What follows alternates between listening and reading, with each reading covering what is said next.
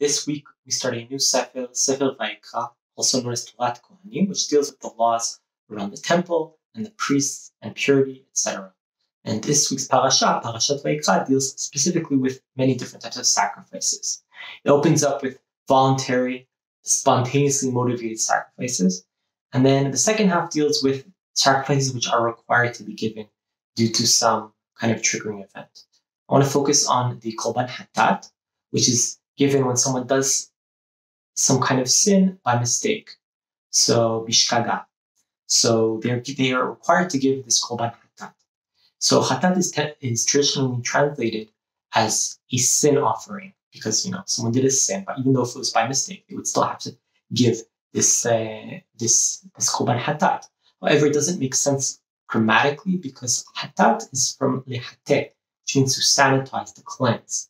So a better translation would seem to be cleanse. Also, the term Hatat is not just used for people who did sins, but also some for the Korban, that people who were impure, or people who are or Nazirim, or for consecrating a new altar.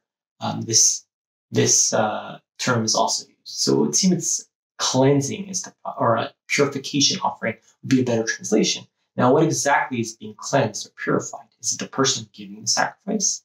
So normally we think that, teshuvah and vidui is enough to absolve a person of their sins. Especially if they did it by mistake, why would it be necessary to also, it would seem like the Korban isn't necessarily purifying the person. So what exactly is being cleansed? So I was looking through the Sefer of different derashot given by Rabbi Shaul Serero from Fez, Morocco, and he points to a Midrash in Vayiqra.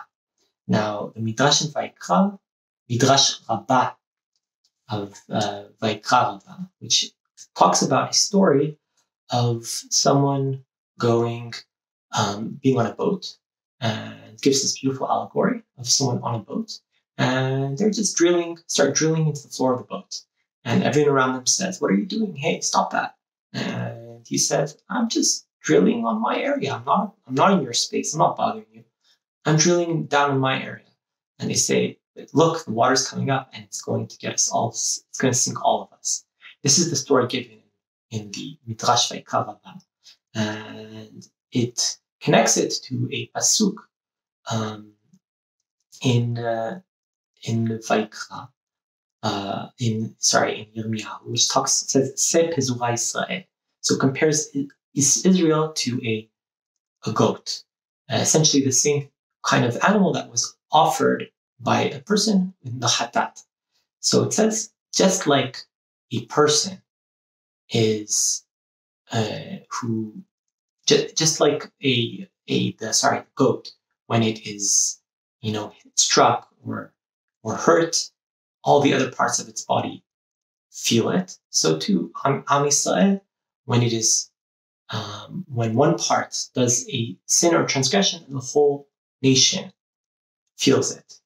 And this seems to connect and give us a better understanding of possibly what is being purified. So this, choosing to put these stories and to use this allegory for specifically these pesukim dealing with the Hatat, tells us a lot about it. That it's not necessarily coming to purify the person giving the Hatat, but rather the person that deals with their own personal issues with their teshuvah. And however, the Korban comes to help amend all of Am Yisrael and the hole that they kind of created in the proverbial boat that is Am Yisrael. May we all realize that we are all connected and that our actions have effects on those around us, and may we be able to foster unity and helpfulness by recognizing these deep ideas that come from this week's parasha. Shabbat Shalom.